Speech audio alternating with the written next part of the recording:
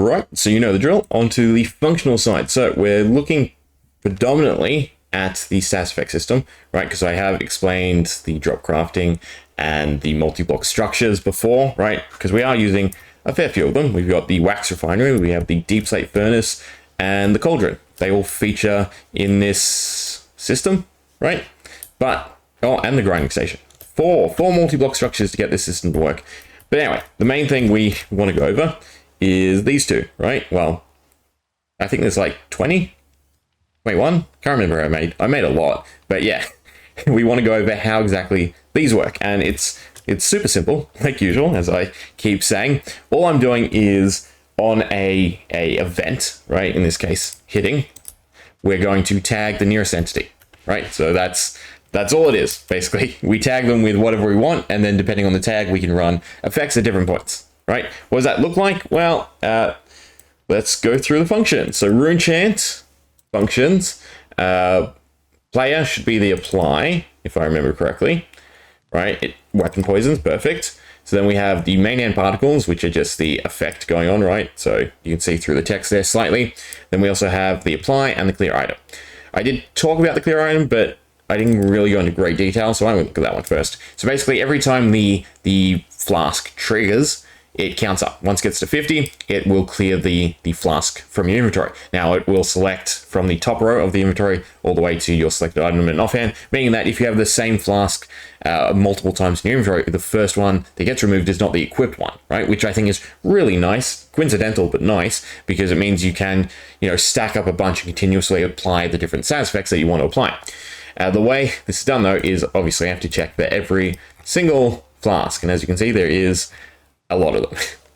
But yeah, so again, super simple, just the same event that applies, we're just using that to count up. And then once the count gets to a certain amount, it will clear the inventory, place some particles and some sound effects. Now the apply, this is the main one.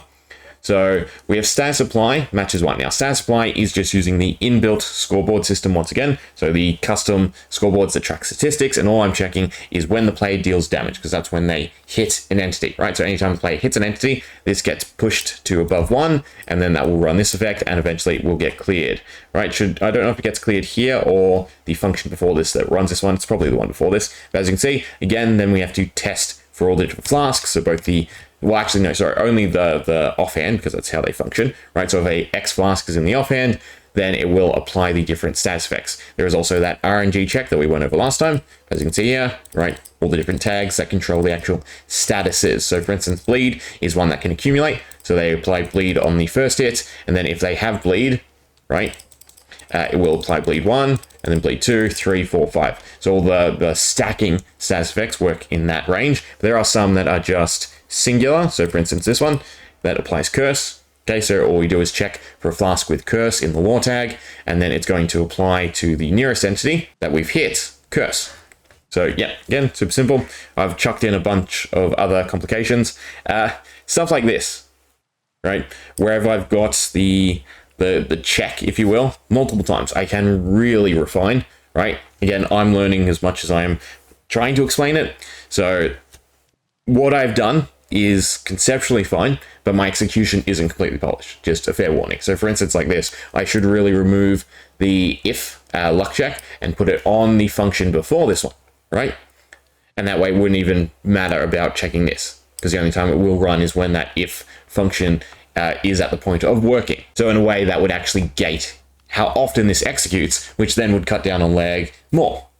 And yeah, that's the other reason we're obviously going through them, so that I can see stuff like this, pick it up and go, well, yep, they all are doing the same thing, and that's not a good thing to do, as I've learnt.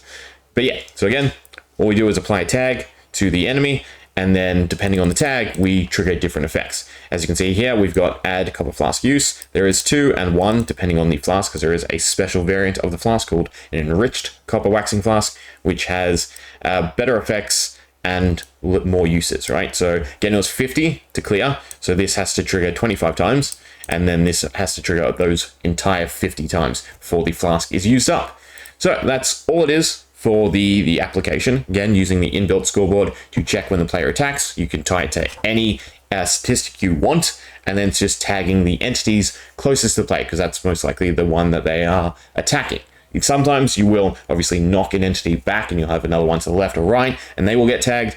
But, you know, this is the best I can do, right? But in terms of the mob, we can then come over and we can find status effects. So we have apply, and then we have all the different status effects. They each have their own function to make it easier on myself to obviously go through, edit, tweak, and balance them all. But we have this apply function, and all this is doing is checking the tag.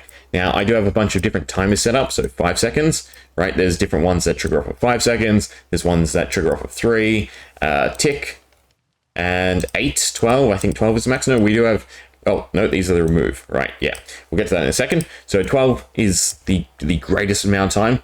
So every 12 seconds, and they are on different tick timers so that the ones that have damage effects, you can actually stack, and hopefully it eats through the entity's immunity. I think it's 10 ticks of immunity, right? So I've tried to space them as best as I can so that, you know, applying multiple status effects will actually trigger all their effects in terms of damage. They will do whatever else they do. If it's spawn something in, if it's drop a area effect cloud, all of that will still function. But yeah, so there's just a time gate on all of them, and then it will execute if they have the corresponding tag to the corresponding status effect. So for instance, anything that gets frostburn will then trigger the frostburn effect, which we can find under F. I should have really just gone with A, but frostburn. Right, so if they have frostburn, they're going to gain a attribute. In this case, it's a negative attribute, so that reduces their max health, and then it's also going to damage them. Only minor, so that the health reduction actually triggers, because it's not till the next tick update or damage update, right, that any negative health comes into play and their health bar shrinks, right? And then if they have it, and we get to the end of the stage of the tag, it will remove it. So nice, simple. Again, as creative as you want to be with this scenario, all it is, again, attack, tag, and then execute depending on the tag. Throw in a timer if you want to, you know, make, you know, the usual clause of status effect where it triggers every now and then rather than constantly. But there are some that are a bit worse. Splinter is the one that comes to mind. So Splinter, this is doing something a bit more complex. So this is checking if the entity is moving. So if they're moving, they're going to constantly take damage. So on a player, all we're doing is testing if their X is equivalent to their previous X. Is that correct? Should I have Z in there too? I feel like I should have Z in there too. Yeah. I need to look into this one. I mean, the scoreboards exist, I should say. So really, it's just about doing this to make it work. In fact, jumping should probably be in there as well. Yeah. Yeah. I don't see why not. So if you move in any direction, because that's kind of weird, the way it was set, so you can only not move in one horizontal direction. All right, good catch. Lucky I clicked on this one. Entities, it's a bit easier because they obviously have motion. So if any of the motion values are greater than 0, they're going to then take the damage. Again, just as creative as you want to be, whatever you can think up and conceptualize in terms of a status effect, go nuts. The other one of interest is probably Entomb. Under E. So Entomb is similar. In fact, this one, as you can see, has all the checks. So X, Y, and Z.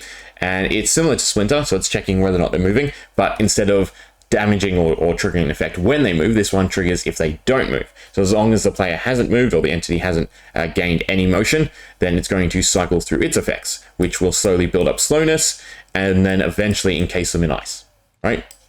So same for the entity. Again, it's just that difference of check, because checking a entity's motion is significantly easier than storing obviously all their coordinate values and then checking that, because that is a lot of data to process.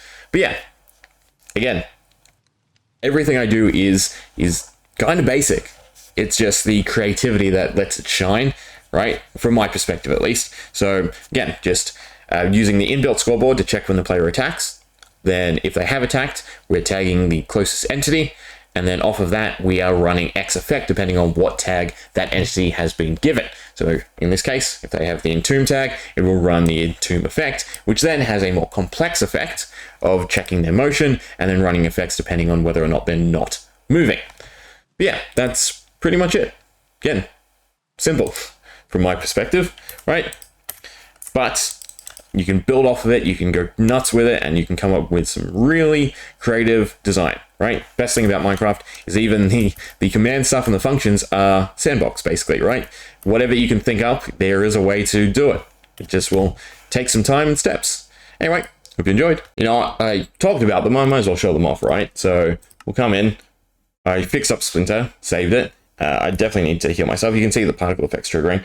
To effect, give us instant health, please. So now, because it's in all axes, if we jump, depending on the tick, right, we take damage. If we move forward, we're going to take damage. If we move to the side, we're going to take damage. So that's Splinter. And then I didn't actually talk about the removal now, did I? So the way the removal system works is there are 3 checks. So again, if you have a decent luck stat, then it's going to remove it quicker. But eventually, if none of the previous checks work, it will just remove it. And all I'm doing is at a timer interval. I am, again, checking that luck score. And if your luck score is greater than the RNG value, it will remove the status effects. If it's not, then it will continue, and then we'll get to the next time check, in which case it'll run it again. But the range that the luck check has to be in is a bit better. And then if it doesn't pass that either, it'll get to the 3rd stage where no matter what, it will always clear. There's no other check. It's just a time-based value. So they all will clear in, I think it's, oh, why am I guessing? We have it. So if we go to apply again, down the bottom, we have the remove. So in this case, after 240 ticks, give or take. This is another issue though. So it should be 2 minutes, right? No. 20 a second. It's a bit more. No. Oh, God. Yes. This is where it gets complicated. For me, at least, right? Because this is a 30-second timer, and then the minute timer and the 2-minute timer. So they can be desynced. So at minimum, 30 seconds. At maximum, I think it should be about 4 minutes. Because, for instance, the timer could be below or above this, and then it has to recount through.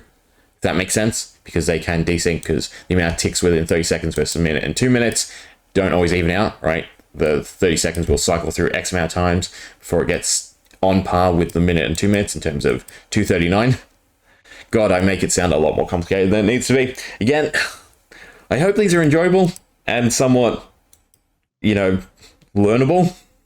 I'm really not great at teaching, but yeah. Nonetheless, that'll do. Hope you enjoyed. See ya.